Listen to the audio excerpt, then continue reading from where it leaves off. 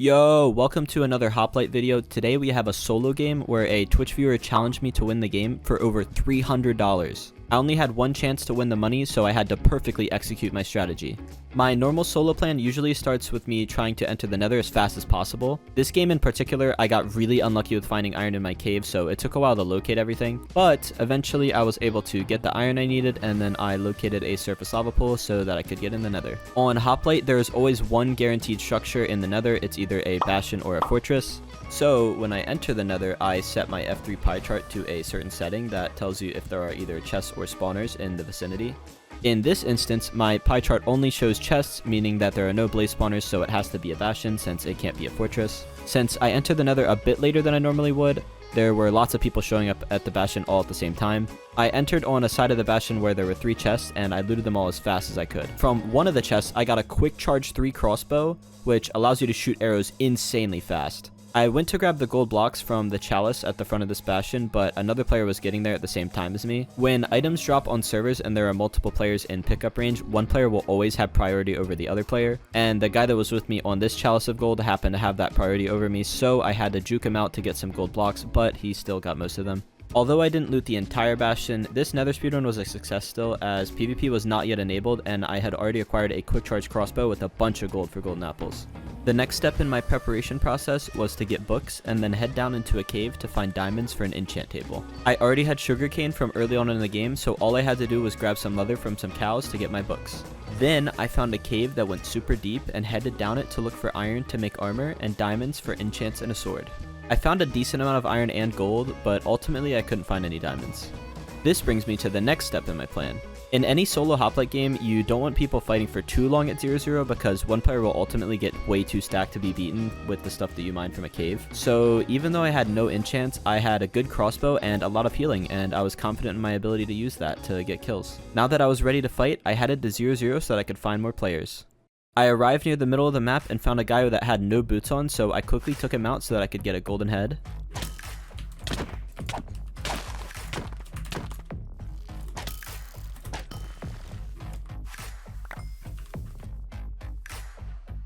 Now that I had a golden head, I had a lot more confidence going into an early fight against a more stacked player since I had something to fall back on just in case.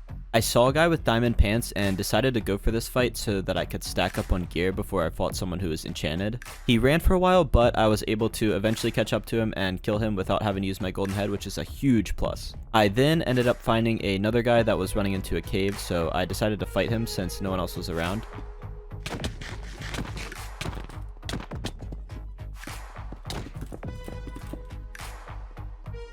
Dude, okay, I'm just gonna be happy to get this guy out of the game.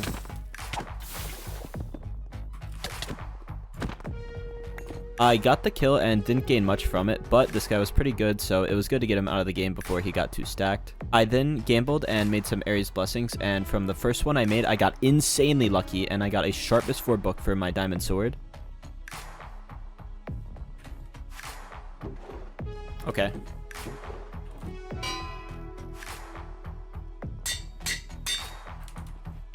This was a game saver since I was still not enchanted and there were only 20 players left alive. After I made my sharp 4 diamond sword, I stumbled across a player on a horse and took the horse out super fast with my crossbow.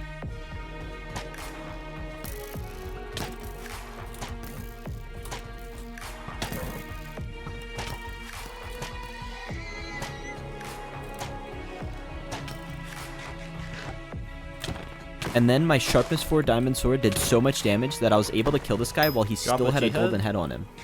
I didn't have much time to loot since there was another player nearby that shot me while I was sorting my inventory. But I can just...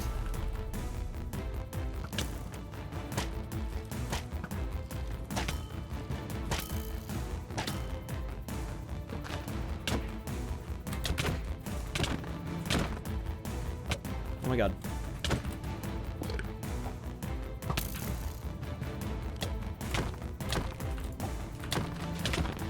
Is that a pufferfish cannon?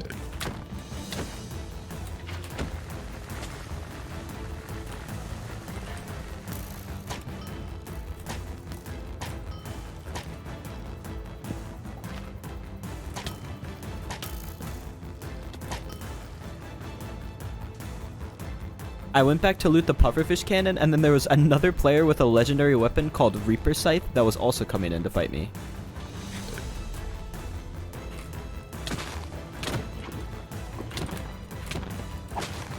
Drop a G-heads again? Okay.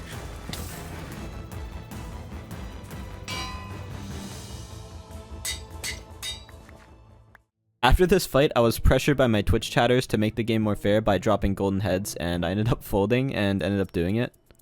No balls.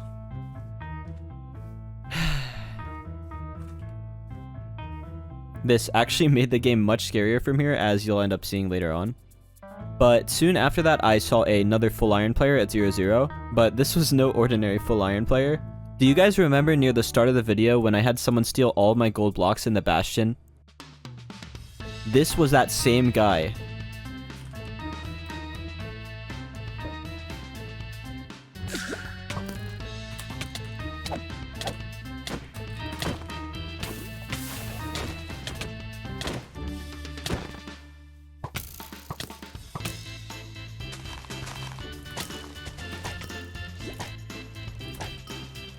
Dude, that is insane. 27 gaps. From here on out, the fights get a lot longer and a lot more intense, so I'm gonna stop spoiling what happens. But make sure to stick around and see if I end up winning this $300 game of Hoplite.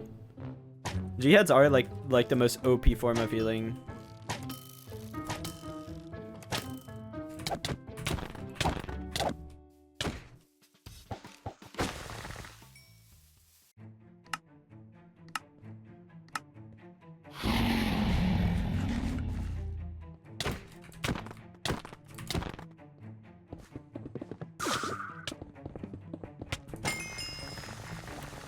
Okay, this guy's full diamond.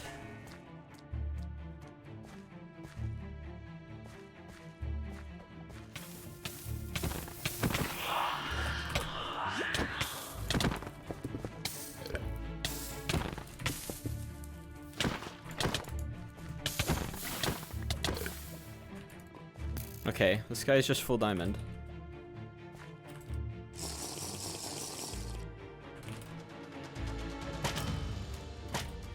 Get away from me, freak.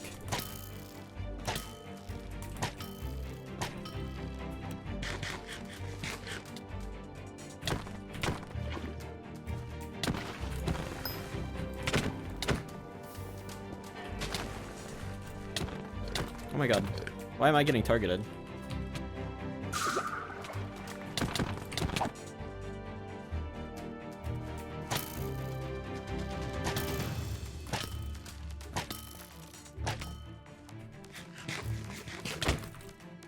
What is this guy's deal? Why are these guys like high-key teaming on me?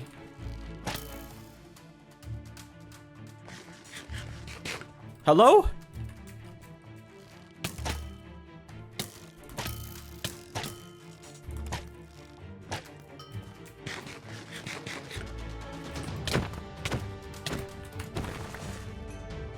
He's gonna grab the diamond chest plate.